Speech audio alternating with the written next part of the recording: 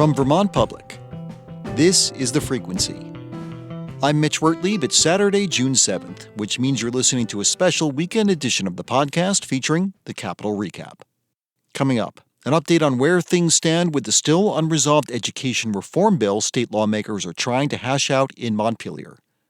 That's after this.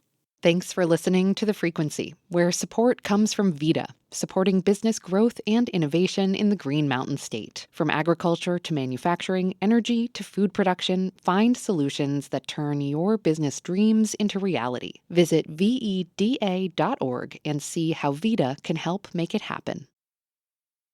Legislative leaders sent rank-and-file lawmakers home for 2 weeks last Friday to give House and Senate negotiators more time to work out a deal on education reform. But 1 week later, those talks remain in a kind of state of suspended animation. In this week's edition of the Capitol Recap, Vermont Public reporters Pete Hirschfeld and Lola Dufour discuss where things stand between the two chambers. Lola, at the outset of this legislative session, I think we both assumed that the tension over this education reform bill would be primarily, at least, between the democratically controlled legislature and Republican Governor Phil Scott. That's not how it's playing out right now. We got to look at just how badly the relationship between House and Senate leadership has deteriorated last Friday night when the two sides walked away from education reform talks in pretty dramatic fashion. It's been a week since that very public standoff. Have things improved in the meantime? No, they have not.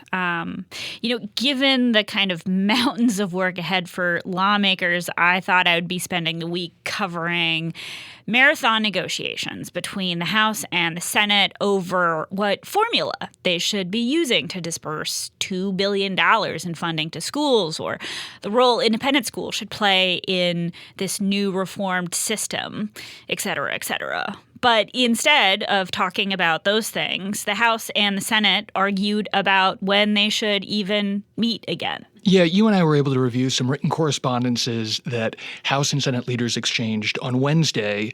The House proposed scheduling the first set of talks for next Thursday, which we should know is just a few days before all lawmakers are going to be returning to Montpelier to vote on the bill. The Senate responded to that proposal with some harshly worded language saying next Thursday is way too late, that they should be meeting as soon and as often as possible during this interim period. The Senate said delaying talks reduces the chances that they're going to be able to reach a deal on this bill.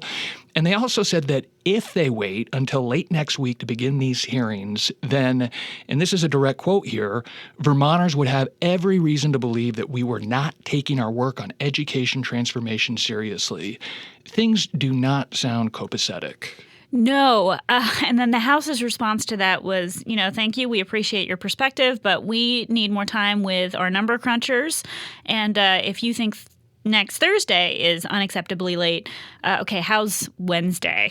And the Senate did agree to that, although quite reluctantly. This negotiation, Lola, it's not just about 6 House and Senate negotiators. They also need a majority of lawmakers in both chambers to get a bill through. And it seems like rank-and-file lawmakers in both parties aren't exactly prepared to sign off on whatever this conference committee comes up with. People have concerns about the process being used to draft the bill. They also have severe concerns about its substance still. Yeah, what's been remarkable to me about this process is that basically at every step of the way, quite a few people have voted to advance different iterations of this bill, not because they said they believed in the underlying legislation, but because they wanted to keep reform talks going.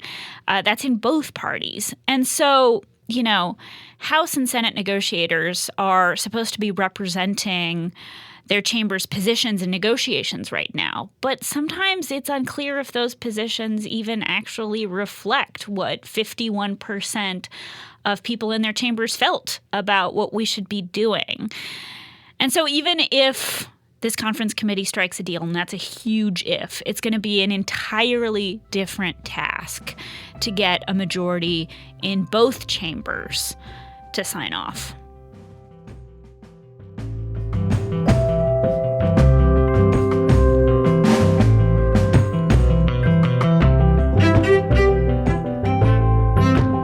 That was Vermont Public reporters Pete Hirschfeld and Lola Dufour. You can find all their legislative coverage at vermontpublic.org. Thanks for listening to the Capitol Recap edition of The Frequency. Today's episode was edited by Liam Elder Connors, and our music is by Blue Dot Sessions. I'm Mitch Wertlieb. I'll talk to you next week.